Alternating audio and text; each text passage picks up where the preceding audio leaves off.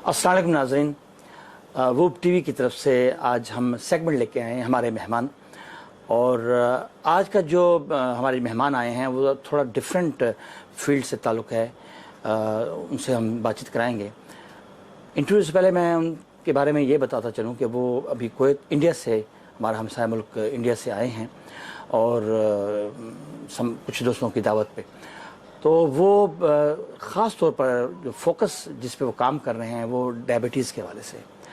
तो डायबिटीज़ जैसे आपको पता है कि इस वक्त बहुत ज़्यादा ये जो बीमारी है वो बढ़ रही है दिन ब दिन। तो ज़ाहिर है इसके लिए बेशक दूसरे तरीके से उसके इलाज हो भी रहे हैं, लेकिन हमने ये देखा है कि अलूम तिब के हवाले से भी और उसके कोई ऐसी चीज़ें हैं कि जिससे इस बीमारी को ठीक करने के लिए जो है ना काफ़ी चीज़ें हो रही हैं। तो आइए आपकी मुलाकात कराते हैं जनाब राजकुमार से। ख़ास तौर पर हम आपको बताते चलें कि उनके साथ उनकी मिसेस भी आई हैं, मैडम नीलम, उसी शोबे से हैं जो ख़वातीन को इंस्ट्रक्शंस देती हैं, उनको बताती हैं कि ख़ास तौर पर ये जो डायबिटीज़ है इसको किस तरह कंट्रोल किया जाए। तो आपकी मुलाकात कराते हैं। जी राजकुमार साहब, कुवैत आना कैसा लगा? जी बहुत ही बढ़िया। मैं डॉक्टर राजकुमार सूर्यवंशी, इंडिया में हम लोग डायबिटीज़ के ऊपर काम कर रहे थे। हमारी मुलाकात रफ़ीक भाई से हुई, उस सिलसिले में हम लोग कुवैत आए। यहाँ भी तारिक साहब से हमारी मुलाकात हुई और हम डायबिटीज़ के ऊपर काम करने वाले हैं, जो रोगों को दूर करने के लिए और रोगों से बचने के लिए। मैडम नमस्कार, मैं डॉक्टर राजकुमार नीलम सूर्यवंशी। हम लोग कुवैत आना इस वजह से हुआ कि यहाँ पर बोले कि बहुत ज़्यादा महिलाएं या फिर जेंट्स जो भी हैं काफ़ी डायबिटीज़ या मोटापे से ग्रस्त हैं, और हमारा फोकस डॉक्टर साहब का खास तौर से डायबिटीज़ के ऊपर है और हमारा एक्यूप्रेशर पे है कि आप बिना मेडिसिन के आप अपने आप को कैसे ठीक कर सकते हैं, आप अपना ट्रीटमेंट खुद कर सकते हैं। अच्छा डॉक्टर साहब, बड़ी माशाल्लाह, बहुत शुक्रिया आप यहाँ आए। और ख़ास तौर पर रफ़ीक साहब हमारे बहुत अच्छे दोस्त हैं, तो वो कुछ ना कुछ क्रिएटिव काम करते रहते हैं, तो बहरहाल उनका भी शुक्रिया। कहने का मतलब यह है कि हमने जब कुछ अर्सा मैं पीछे जाऊं तो खौफ होता था कि शुगर के बारे में या डायबिटीज़ के हवाले से ये जो चलो चल रहा था, कैंसर के हवाले से भी खौफ होता था कि कैंसर का मतलब ये होता है कि बस अब मैं चंद दिनों का मेहमान हूँ। लेकिन अब हमें ये पता लग रहा है कि डायबिटीज़ भी एक ऐसा मर्ज़ है जिससे खौफ पैदा हो गया है लोगों को कि शायद ये भी कोई ऐसी है कि जिससे हमारा जीवन जो है वो ख़त्म हो जाएगा। ऐसी है चीज़? नहीं, डायबिटीज़ ऐसी कोई चीज़ नहीं है। डायबिटीज़ एक लाइफ स्टाइल डिजीज़ है। अच्छा, एक सिचुएशन कंडीशन होती है, बॉडी उसको घटाती भी है और बढ़ाती भी है और उसको बैलेंस भी करती है। वो सिचुएशन जैसे बुखार है, बुखार उतर जाती है तो डायबिटीज भी कम हो जाती है। तो उस कंडीशन में डॉक्टर जब चेकअप करता है तो उसको डायबिटीज का रोगी नहीं है, वो कंडीशनल है लेकिन रोगी साबित होता है। सही है, यानी आप ये कह रहे हैं कि डायबिटीज़ कोई मर्ज़ नहीं है, नहीं, बल्कि अगर आप अपनी खुराक का इस्तेमाल मुनासिब तरीके से हैं, मतलब खुराक में क्या होना चाहिए, आप मुझे शेड्यूल बता दें कि सुबह क्या खाया जाए, दोपहर क्या खाया जाए, रात को कब खाया जाए और क्या खाया जाए, ये चीज़ें आप ज़रा बताएं। इसमें हमारी दिनचर्या में जो है, एक तो स्ट्रेस फ्री करने के लिए मॉर्निंग से हम शुरू करते हैं कि अच्छे प्रसन्नता से सुबह उठते हैं और सुबह का जो समय रहता है उस समय 1 से 2 गिलास पानी पी लें, उसमें नींबू डाल सकते हैं, थोड़ा अदरक का टुकड़ा ले सकते हैं, उसको चबा करके थोड़ा पानी पी के नित्य क्रियाओं से निवृत्त होकर के, और मॉर्निंग में 2 से 4 प्रकार के जो सीजनल फ्रूट्स हैं उनका हम यदि सेवन करते हैं तो हमको एनर्जी बहुत मिलती है और काम भी हम दिन भर अच्छे से कर पाते हैं।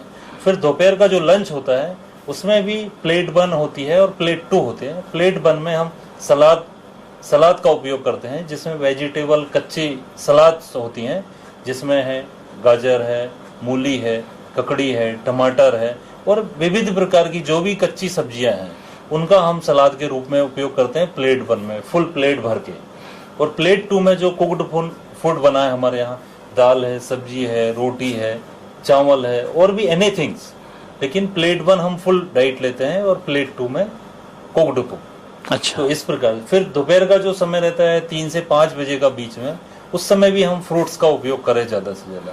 और इसी प्रकार शाम को जब हम कुछ लेते हैं डिनर में तो उसमें प्लेट 1 में सलाद, 3-4 प्रकार की हम सलाद एक प्लेट भर के लेते हैं और उसके बाद में जो पका भोजन बना हुआ है, जो भी है हमारे पास, रोटी सब्जी दाल चावल एनीथिंग, वो खा सकते हैं। तो इस प्रकार से हम दिनचर्या रखते हैं तो डायबिटीज से हम 3 दिन में मुक्त होते हैं। और इसमें एक और कॉन्सेप्ट है कि हमारा जो बॉडी वेट है उसका 2% यदि हम कच्चे पदार्थ का दिन भर में पेट में डालते हैं, खाते हैं कभी भी, तो भी हम डायबिटीज से फ्री हो सकते हैं। और उसके साथ साथ में जो कंडीशनल प्रॉब्लम्स आती है कि डायबिटीज के साथ में कोलेस्ट्रॉल बढ़ रहा है, बीपी की प्रॉब्लम है, कैंसर है, किडनी की प्रॉब्लम है, जॉइंट्स पेन है, उनसे भी हम बच सकते हैं। और शरीर में जो फैट जमा होता है, मोटापा होता है, उसमें भी हमारा बॉडी का इंच लॉस होता है यदि हम कच्ची चीजों का सेवन करते हैं। सही है। नीलम जी, माशाल्लाह आपसे मुलाकात हुई और अच्छा लगा, और माशाल्लाह आप कपल बड़ा खूबसूरत कपल है। और ये बता सकती हैं कि मतलब आप तो ख़वातीन को, महिलाओं को देखती हैं, किस उम्र में ये चीज़ें, बीमारियां जो हैं, ये ख़ास तौर पर डायबिटीज़ वहाँ हो रही? हाँ, डायबिटीज़ तो इंडिया पर भी काफ़ी है। कभी कभी तो आप देखो तो 6 मंथ के बच्चे पर भी निकल जाती है। उसका कारण है सिर्फ माँ की वजह से। माँ को यदि डायबिटीज है या प्रॉपर वो जब प्रेग्नेंट रहती है प्रॉपर डाइट नहीं ली है तो उसके प्रॉब्लम्स बच्चे पर आती है। तो बच्चे को भी आजकल डायबिटीज हो जाता है। और ज्यादा करके 13-14 ईयर्स के बाद नॉर्मली है कि यदि खान पान आपका अच्छा नहीं है तो छोटे बच्चे से ही डायबिटीज स्टार्ट हो जा रही है। और महिलाओं में खास तौर से वेट बढ़ने की वजह से डाइट आप अपनी मर्जी से कुछ भी लेना, डाइट ज्यादा लेना, स्वीट्स ज्यादा खाना और एक्सरसाइज नहीं करना, ये सब कारणों से काफी ज्यादा डायबिटीज बढ़ रही है। अच्छा, एक्सरसाइज की बात अभी की है मैडम ने, तो मतलब एक्सरसाइज की कोई मखसूस होती है या सिर्फ चहलकदमी करें, जॉगिंग करें, या क्या, कौन सी एक्सरसाइज होनी चाहिए? एक्सरसाइज हर व्यक्ति की अपनी क्षमता के अनुसार करना होता है कि उस व्यक्ति की क्षमता कितनी है। यदि वॉकिंग करने की अभी स्थिति है तो वो वॉकिंग करे, उसको धीरे धीरे इंक्रीज करे। जो वॉकिंग अच्छे से कर सकता है तो वो तेज वॉकिंग करे, जो तेज कर सकता है वो थोड़ा और जॉगिंग एक्सरसाइज करे, दौड़ लगाए। और जो दौड़ लगा सकता है वो फिजिकल मूवमेंट करे, forward bending, backward bending, side bending. और जो हमारे जॉइंट्स हैं, मसल्स हैं, उनको भी मूवमेंट करे। कि व्यक्ति एक सिचुएशन में निश्चित समय तक बैठता है, 8 से 10 घंटे, 8 से 10 घंटे वो सोता है, तो वो एक निश्चित पोजीशन होती है या एक निश्चित सिचुएशन में खड़ा रहता है। बॉडी पूर्ण रूप से मूवमेंट नहीं हो पाती। उस मूवमेंट को करने के लिए उसको फिजिकल एक्सरसाइज का सहारा लेना चाहिए। तो वो उसकी व्यक्ति की क्षमता के आधार पर धीरे धीरे बढ़ाना चाहिए। और वो अपने समय के हिसाब से आधा घंटे कम से कम ब्रीदिंग एक्सरसाइज और साथ में फिजिकल एक्सरसाइज दोनों प्रकार की करना चाहिए। ख़वातीन के हवाले से चूँकि ज़ाहिर है कि घरों में महदूद होती हैं, उनका बाहर निकलना मुश्किल होता है। हम मर्द हज़ार को तो पता है कि भाई हमने जाना, एक्सरसाइज भी करनी है। तो ख़वातीन के जो आपने ये किया है, तो आपको मुश्किलात भी पेश आती हैं कि किस तरह से उनको मोटिवेट करती हैं कि आप खुराक का और इन दवाओं से बचने के लिए किस तरह आप उनको गाइड करती हैं? सर, हम लोग के इंडिया पे तो ऐसा रहता है कि हम लोग के ग्रुप रहते हैं। हम लोग के उधर बोलते हैं कि किटी पार्टीज चल रही है। अच्छा। अब यहाँ पर तो पता नहीं कैसे ग्रुप्स मिलते हैं। वहाँ पर किटी पार्टीज होती है या फिर कुछ बच्चों की बर्थडे पार्टी है, उसमें लेडीजें जो आती हैं तो उसी में मोटिवेट किया जाता है आप अपने आप के लिए टाइम निकालो। आप दिन भर तो पूरी फैमिली को टाइम देते हैं, पर अपने आप के लिए आप कम से कम आधा घंटा सुबह निकालिए। आप यदि 7 बजे सुबह उठते हैं तो 6:30 बजे उठिए। उसके बाद आप अपनी खुद एक्सरसाइज कीजिए, ब्रीथिंग एक्सरसाइज जो सर ने बताए हैं वो करिए, कुछ बैकवर्ड फॉरवर्ड वगैरह कीजिए, लेग की एक्सरसाइज कीजिए। और उसके बाद फिर आप जब सामने वाले को खिला सकते तो आप खुद क्यों नहीं खा सकते? आप अपने लिए भी टाइम निकाल कर जो चीज आपने सामने वाले की डाइट का आप ख्याल रख रहे हैं तो आप उसी बीच में अपना भी रखिए और अपने लिए भी वही डाइट बनाइए आप, और वैसे ही फॉलो कीजिए। और खाने में थोड़ा डिस्टेंस दीजिए। आप अपना टाइम रखिए, टाइम पर खाइए। जब आप ऐसा नहीं कि घर वाला सभी खा ले, वो निकल जाए, उसके बाद मैं खाऊं, ये नहीं है सर। आप मतलब अपने आप को भी उसी टाइम पे बैठिए, आप साथ में फैमिली के साथ बैठकर खाइए। और खाने पे हर चीज में टाइम देना जरूरी है। जैसे आप नाइट का भी खाना खाते हैं तो उसमें उसके बाद फिर थोड़ा वॉकिंग कीजिए। वॉकिंग करेंगे डाइजेस्ट होगा, तो इससे क्या हेल्थ कॉन्शियस बहुत अच्छी रहेगी। हेल्थ वगैरह जो लेडीजों को प्रॉब्लम आती है मोटापा से, उससे छुटकारा मिलेगा। और एक्यूप्रेशर में ऐसा है सर कि अपने खुद पूरे बॉडी के ऑर्गन से, बॉडी पार्ट्स आपके पूरे हाथों के पंजों और हाथों के पैरों के पंजों में दिया रहता है। तो आप खुद अपना ट्रीटमेंट कर सकती है। जैसे यहाँ पर आंखों के पॉइंट दिए रहते हैं, लेफ्ट हैंड पे हार्ट का पॉइंट दिया रहता है, स्टमक है, थायराइड है, नेक है, आईज है, ये सारी चीज आप खुद प्रेशर देके अपने आप को ठीक कर सकती है। जी नीलम जी, खवातीन को किस तरह आप मोटिवेट करेंगी कि वो क्या मैसेज देंगी कि वो अपने आप को, अपने लाइफस्टाइल को चेंज करें, बेहतर बनाएं?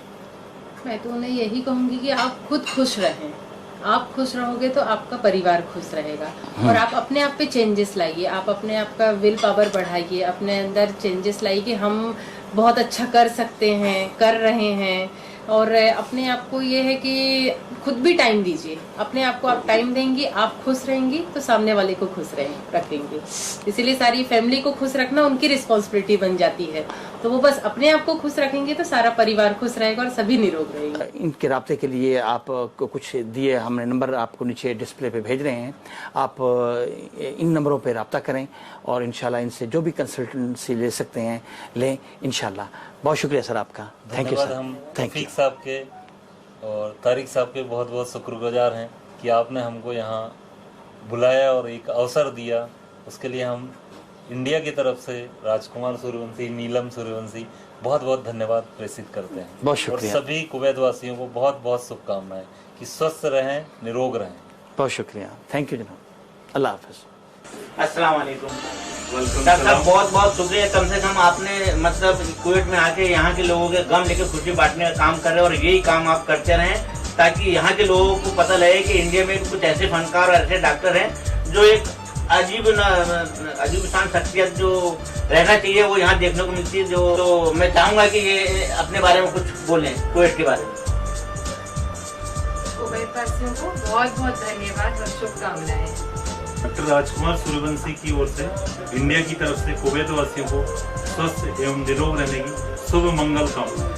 सभी को धन्यवाद।